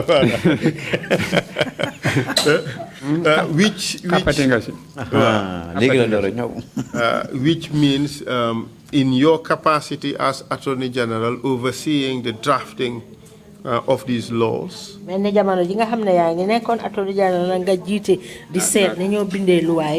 wouldn't say overseeing. I had intermediaries between me and the drafting division. I had the Solicitor General, I had the Registrar. But ultimate responsibility. The Solicitor General does not go to cabinet. Yes. Solicitor General be mom do dem cabinet. It's the Attorney General who's the interface between the drafting department and cabinet. Attorney General bi day mo nek digënté ña nga xamné ñoo di binda loi yoyu ak cabinet bi. And those who write the laws do not write these laws without instructions. They receive drafting instructions. Dañuy binda loi nak day duñ koy binda fekk amuñ digal bo xamné ci ña koy ñëk binda la joggé. And those things come from the Attorney General. Lool nak mu ngi bayé ko ci Attorney General bi. True? Yes, ultimately. Yes. So the Attorney General Attorney General bi moy ministre bi sal ci wali loi has responsibility mom nak amon na warugal of what comes out of the Ministry of Justice. pour lepp lo xamne rek modi baye ko ci liggéey ka ministre bi saytu atté bi. You agree? Andanga. I agree. So the Attorney General there, because the Parliamentary Council does not draft laws in his name. I think I have settled that. Yes. It was a division in my chambers. Yes. But as Attorney and Chief Government Legal Advisor, yes, I take responsibility. Thank you very much. And also, but I take responsibility, but was not the one who enacted the laws. Decrees were enacted by the council. That's true. But I'm coming. And sometimes they took my advice, sometimes they rejected my advice. That's right. But the next step is at cabinet level too. You have responsibility, cabinet collective responsibility for these decrees. Correct? Yes, because they were considered by cabinet before they went to the council. And also at the third level, which is the ultimate level, at council level, you also share responsibility for these decrees. No, not share responsibility. I was advisor. I was advisor. Not necessarily my advice was taken. I have said it in my statement. But Mr. Mbai, if you sit with a body like council and you give advice and they reject the advice and the decision is taken and you don't resign, it means you have also acquiesced or adopted or accepted the decision. Mr. Mbai, bu fekkee ne yow yaa ngi toog ak ay jàmbur yoo xam ne dañ leen tànn ñu jël ndogal boo xam ne yow mi ànduloo ci waaye terewul nag li nga ci bañ a ànd yëpp taxul ñoom ñu continuer doxal ko te loolu moo taxaw te bàyyiwuloo liggéey bon dafa mel ni ba tey ànd nga ak ñoom. No. If I sit in a court of appeal, bu ma toogee ci court d'appel, a member of a panel of 3, ci ñoo xam ne ni ay ñett lañ, and 2 of them give a majority decision. ñaar nag ànd nag benn kàddu. And I give a dissenting decision. nga gi ma kenn man ma ànd ci man kenn. I don't resign because I disagree with the majority. du ma bàyyi ndek ànduma ak ñi ëpp. Secondly, ñaareel bi, I've explained my dilemma. waxe naa biral naa fii li nga xam ne mooy sumay jafe-jafe. Whether to continue my efforts ndax ma continuer sumay pas-pas against abuses of human rights, lu jëm ci wàlli xeex nag ni ñuy xëtee yelleefi doomu aadama, or leave wala ma bàyyi to make a bad situation getting worse. pour nag gis ne mbir mi gën a métti garaaw. I was halfway across the desert. Jamono boobu nag maa ngi woon rek ci àlli ndorong boo xam ne. The dilemma was either to go on. Mooy na ma dem ca kaw. To retreat. Wala ñibbi. That was my position. Loolu moo nekkoon suma taxawaay. But even in that situation, these bad laws were not just bad in the books. They were terrible or even worse in their application. And we all saw what was happening. As people were being unceremoniously taken from their homes, their properties being taken, some being unfairly or unlawfully detained without any judicial process or oversight. And that was the order of the day. And I refer to the very first few weeks where senior government officials were put in trucks and being driven all around town to humiliate them.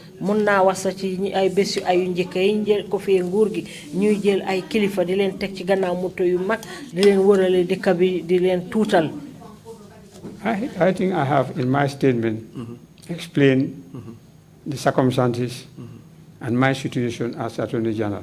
And that to that extent, I accept responsibility, not that I agreed with them, but that I didn't advise. Okay. And I think the repetition of it, which we have gone through already, may sound a bit prejudicial. You've said it already. And I've explained my position and the circumstances at the time. If that is the way you feel about it, my sincere apologies. That was not the intention at all. I know, but the point has been made. All right. And I've explained. All right, thank you very much. I'll now move on to some other point. November 11. On Remembrance Day. This country witnessed the worst bloodbath in its history. When members of the council went to the two military barracks of Yundum and Fajara and summarily executed soldiers who were accused of planning or being involved in a coup d'etat. With impunity.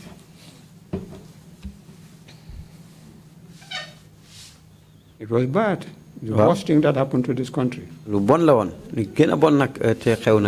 evidence given in this commission. All those who testified here in that regard. Not any one of them mentioned my name. Certainly, there is no suggestion or allegation that you are part of it. Yeah, just to make it clear, because the public is listening. Yes. And I would tell you that I was as devastated as anybody at that time, even without knowing what had happened. The events of November 11. The details and the ugliness of it, the horrible ugliness of it, was not known to many Gambians, the vast majority of Gambians, until the provisions of this, the sittings of this commission started. I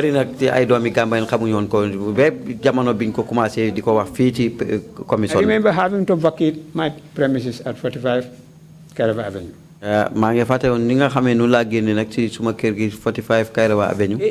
My former teacher came for me and took me to his house. Only the watchman and the military security were there. And the American embassy offered me protection. American embassy,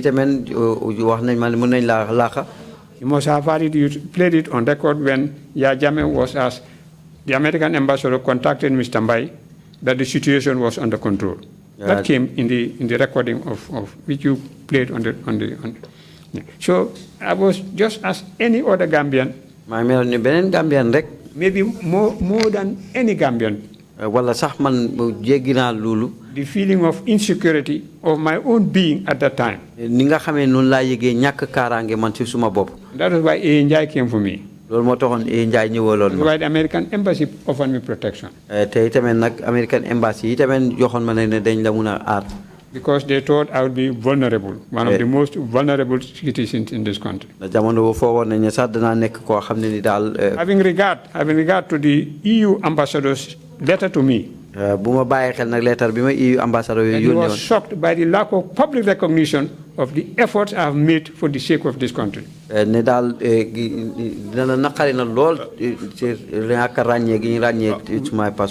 will come to that. And perhaps maybe that would be a fitting point to conclude your testimony. I have a lot to do. Yes, I mean that point should be perhaps the conclusion of your testimony. In the meantime, let's deal with the other issues and then until we get to that point. Was November 11 discussed at the council? No. Very November 11. What time did you council? Let me explain something. There were times when we had council meetings. Council meetings. I'm not time when I'm on council meeting. And the military members of the council would be in the office of the chairman for hours whilst the Secretary General and I were waiting in the cabinet room. Secretary General Same thing would happen in cabinet meetings. I remember Mrs. Satang Jau. Mrs. Satang Jau. Would turn to me and say, Chamenu Jambur. We've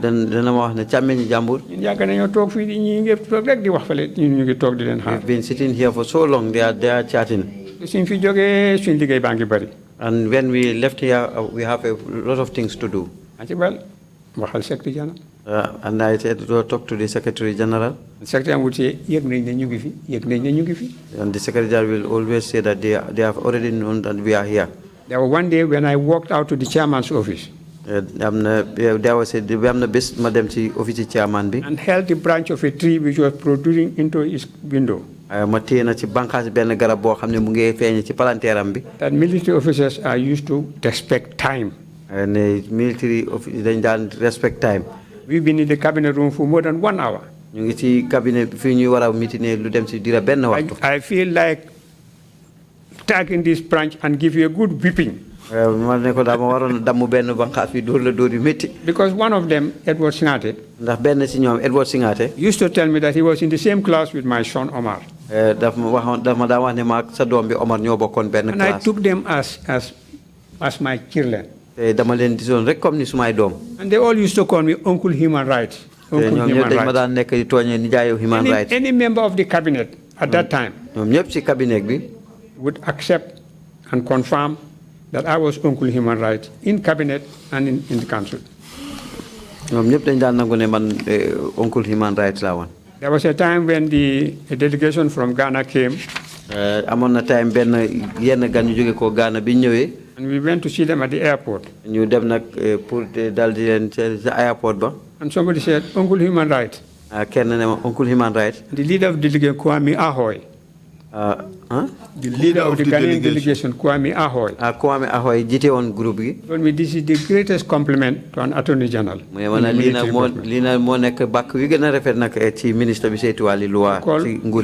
be called the human rights attorney general in the military government is the greatest compliment. And a Gambian called Didi Jaite, estate agent. One day when he returned from Ghana, he saw a poster at the airport. I don't want to appear self-serving. This is what he told me. They put my poster, my picture on a pillar. And said very good things about the efforts I was doing here, even when Gambians were not recognizing it. But I am satisfied with my conscience But I have tried to do a great deal for my country. Thank you. But in spite of all that, you lost your job. You lost your properties for almost a decade. And in 1996, you went to your hometown in Farafenni. You went to Farafenni. And you were arrested. Yes. Tell us about it. Yes. Yes, in spite of all that, I lost my job. I lost my property for a decade. And at the appropriate time, I'll be applying to this commission. Consider me for reparation. The losses I suffered wrongly and unlawfully. But when we come to that, I'll make the necessary application. So tell us about the events in Farafenni.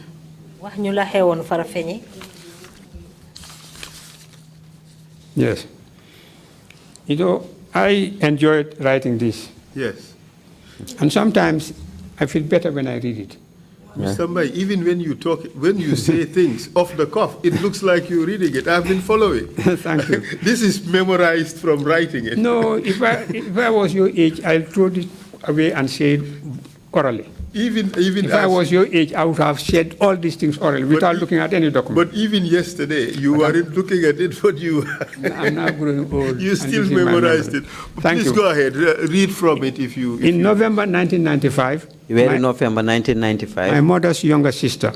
who must have been in her late 70s and early 80s...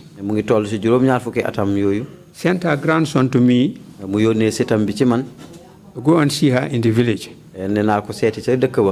She was going blind and wanted to see me before she did. My cousin Maman Mbai and I left Banjul on Saturday morning, 27 January 1996 by GPTC bus.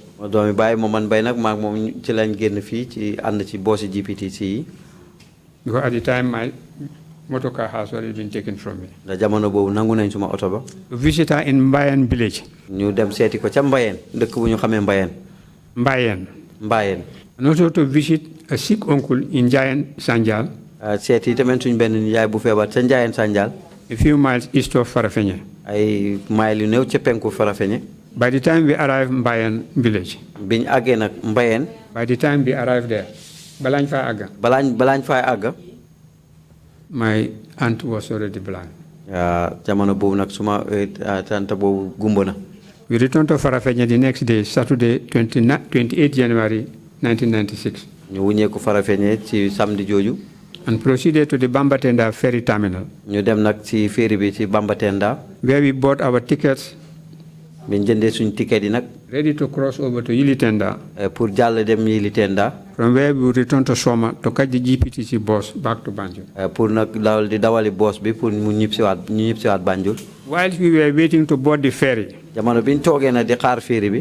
police officers, one in uniform and the other in plain clothes, arrested me. We all returned to Farafenni police station. In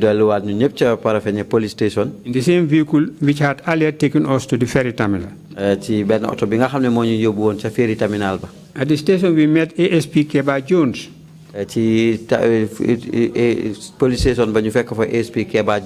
Who told us that he had received orders from Banjul since the week before. To arrest me wherever I was seen. I asked him why and what it was all about. But he said that he did not know. He also told us that he was to escort us to Banjul. But that as he had no fuel in his vehicle, we would have to spend the night at the police station. Until the next day, Monday, 29 January 1996. We are never told the reason for our arrest. mosu ñoo wax nag lan lañ def bañ jàppuñ. It was during Ramadan. Tey tamit ci biir weeru koor la. And I'm proud to share. te maa ngi kon puugaroo pour wax ne. The police station became a feast. Tey tamit nag police station bi nekk na bés boo xam ne nii. Food ndogu came from everywhere. Everything lépp daal ndogoo yëpp ñëwee jóge ko fu ne agsi fa. From Hadi Seka. ñii Hadi Seka. From Aida Salla. Aida Salla. From the compound of Chief Keba Jame. ci këri Keba Jame.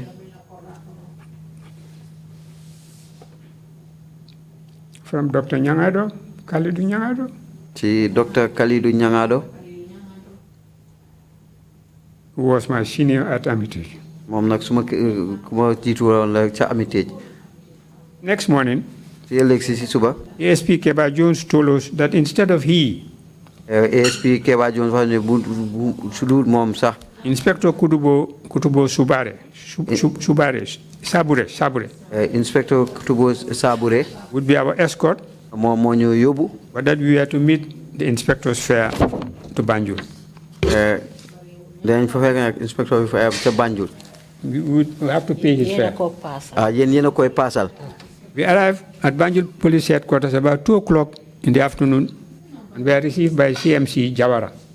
ñu agsi nag si Banjul Police Headquarters bi ñaari waxtu ci bëccëg ki ñu fa teew na mooy CMC Jawara. After receiving the inspector's report and a statement from me, gannaaw bu mu jotee nag statement bi report bi ak ci man. including the return ferry ticket we had bought the day before. ak ñaari ferry ticket yi ñu jëndoon balaa bés boobu. CMC Jawara, after a few consultations on the telephone, gannaaw bu mu diisoo tuuti nag si téléphone bi. released us. mu bàyyi ñu. The next day, there was an Observer newspaper front page headline. ci ëllëg si nag si kayiti xibaar bu ñu xamee Observer ci kayit bu njëkk bi. The former Attorney General again. ne ki nekkoon Attorney General bi waat. Did Fafa Mbai attempt to abscond? Fafa Mbai dafa pare woon pour daw. In my reaction, ci suma kàddu nag pour tontu loolu. adding insult to injury. gën a yokk nag métit ci gaañu gaañu. Which was a Weekend Observer, February 2 to 4, 1999 frontline headline, Fafa Mbai reacts. ci weekend bi nag ñu bind Fafa Mbai reacts mooy tontu na. Fafa Mbai reacts. mooy Fafa Mbai day tontu na.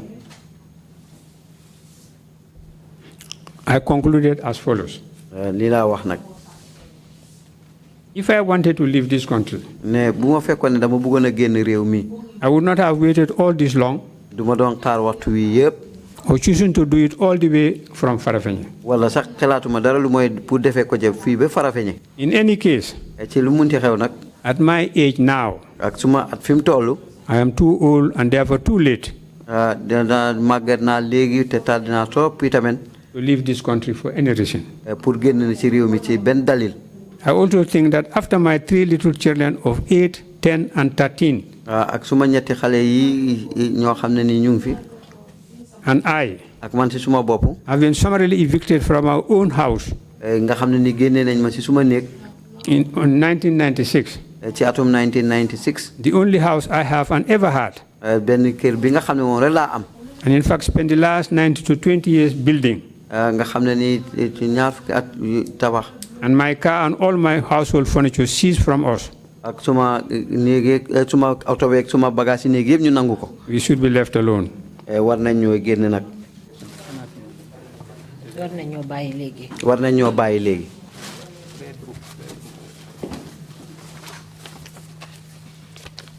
Excuse me. Just want to.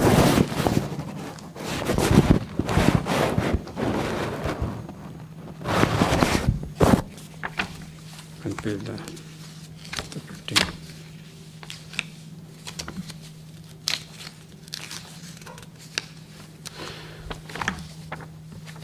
Sorry. Proceed, please.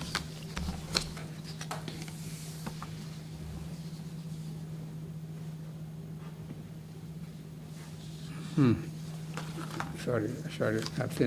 I'm looking for a better copy of that. Some missing pages. It's cut at the end.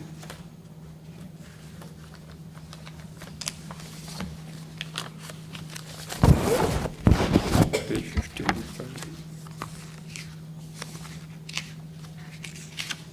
Good.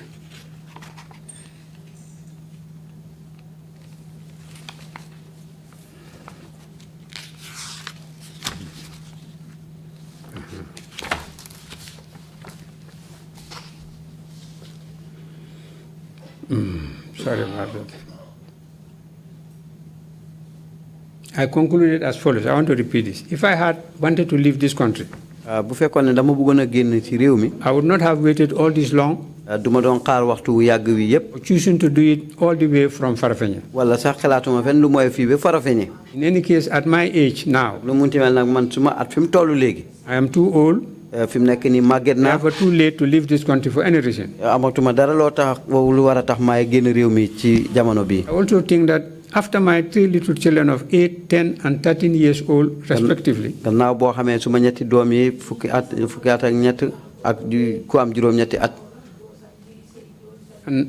and I have been summarily evicted from our own house on 11 January 1996. The only house I have and ever had. And in fact, spent the last 19 to 20 years building. And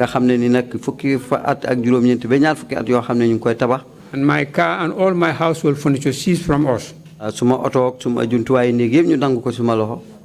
We should be left alone. To paraphrase Kipling, Rudyard Kipling, I had proceed in a little book which in the service of my beliefs. I prefaced the book with Kipling's poem If.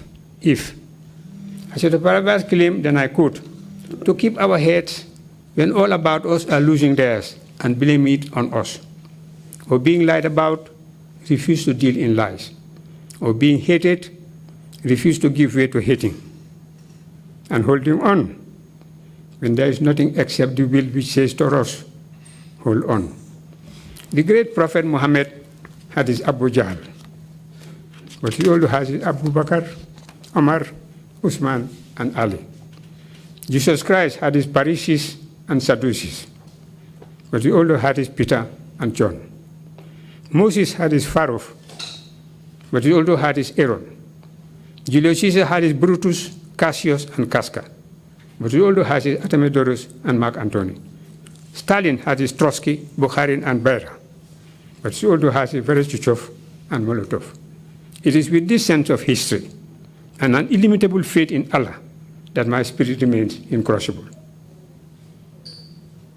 Sometime in 2006, the Inspector General of Police at the time, this is published in the newspapers and I have them. Yes, please. You can provide them later. Yeah. Sometime in 2006, the Inspector General of Police at the time, popularly called Tatin Baji.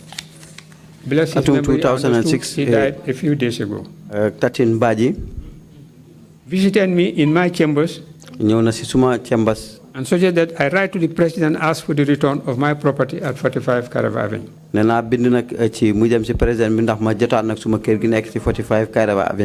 Attorney General and Minister of Justice at the time, Sheikh Tijan Haidara,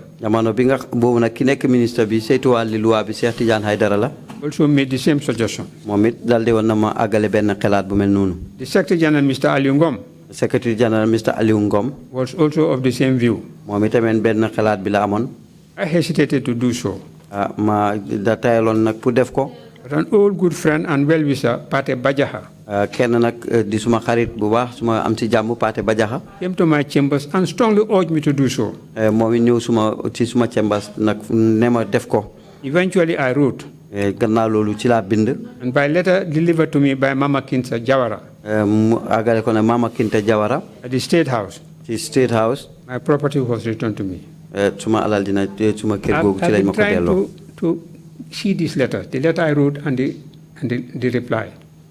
Because when I wrote, because they urged me to do so, that he was ready now to give me my property.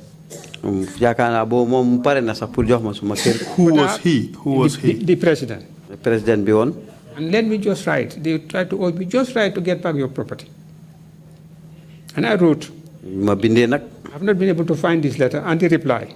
But I remember saying that I'm writing to you to ask you to invoke your constitutional prerogatives to return me my property,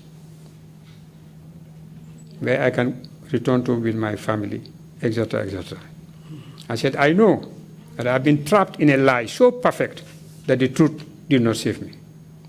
Mangom Sise picked that quotation and was one day telling me, trapped in a lie so perfect that the truth could not save me. And that was what I used in my letter. And I got a reply immediately. Mama Kinsa Jawara, then at the State House, called me, Uncle Fafa, I have a good letter for you. Yeah. Can you come and take it? I said, how can I come with the security? He said, we'll arrange that. They will allow you to come in. I walked it. I didn't drive. I walked it from Hill Street to the State House. Dama dox sax duguma auto di ko dagge mbedd Hill Street be State House yep ci Banjul. They were expecting to allow me. When I reached Mama Kinsa's office, as she gave me the letter, the telephone rang, and she was wanted maybe by the president. Te bi ma joxe letter bi rek telephone am bi ring de dañ ko aajo won xeyna di president bi la won. She delivered the letter to me and I walked back to my chambers. I refused to open it. Mu jox ma letter bi ma doli demat doxat be ci suma place. When I reached Fana chambers in Hill Street, bi ma agge nak Fana chambers ci mbedd Hill Street Banjul, I stood by the window for a long time. Ma taxaw na ci palanteer bi ci diir bu yàgg. Looking for any NIA officers. Seen ndax NIA ñu ngi nekk di wëram déet. Eventually I went home. Gannaaw loolu ma ñibbi. I will not read the letter until I have my lunch. Ne duma jàng letter bi ba ma añ ba pare. Because if I read it, I may not have my lunch. Xëy na sax mën na amat suma ko read jàngee duma mën a xañ. At 5 o'clock, I will not read it after 5 o'clock. Si 5 duma ko jàng gannaaw 5. 8 o'clock, I will not read it. Ma ne juróom-ñetti waxtu ci guddi may déedéet duma ko fa jàng. I will read it before going to bed. Ma ne dinaa ko jàng balaa maa tëddi. But if I did, I may not be able to sleep. Waaye nag su ma ko defee letter bi mun na ama dal duma nelaw. I took my took ablution. Ma dal di jàpp. And opened the letter. Ma ubbi letter bi. President giving orders. Muy président bi joxe ndigal. That my property be returned to me. Ne suma kër googu nañ ma ko delloo. Together with all that have been seized from me. Ak lépp loo xam ne ni moom lañ nangoon ci man. I put it under my praying mat. Ma dal di ko def na ci suma ron basangi julleekaay bi. And slept on it. Ma tëdd ci. Thinking that I'll have nightmares. Di xalaat sax ne daal dinaa am ay gént yu métti. Thank you very much, Mr. Mbai. Perhaps this is a convenient time to stop for the first break, and then you would proceed with your testimony when we return. Thank you. Mr. Mbai, ñu noppaleku ji tuuti nag buñ dellu si waatee nga eggali. Thank you very much. Council, when we come back, if you can, from your compendium of decrees, just give us the number of decrees that were drafted when witness was Attorney General, and also perhaps tell us which decrees are still in force when we come back. So we will resume at 12:45. Meeting is adjourned. Thank you.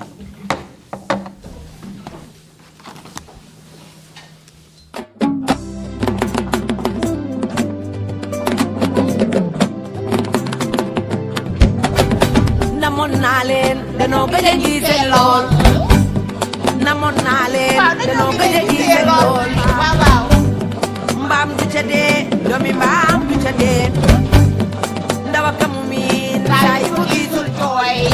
asalaamaaleykum asalaamaaleykum asalaamaaleykum defuñ nag lu dul rek demal lañ ba Austria jëndal lañ jes na fa mu gën a piree jes na bi gën a ndaanaale ci jes na yi ñu naan ko Magnum XL ak Magnum Air. In fact Magnum Air sax dafa génnangut waaye di ngeen ko dégg ca kanam tuuti rek moom laa leen indil waa Gambie xam ngeen ne yebuma leen xeebuma leen te duma leen footoo man yéen laay bëggee xangañ loolu lañ nama nag ma indil lañ mu ngi nii loolu lañ nama ci jes na rek xolo boo lañ nama ak design boo lañ nama rek egsi na manaan lañ nag egsi lañ mu ngi nii skincare plus laati de xam ngeen ne rek suñ plus yi comes in so many different ways. Our musical matuti, hankeng.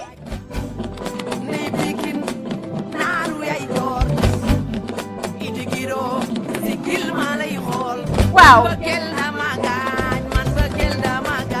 Man sen bo gela magande. Hankeng. Wow wow.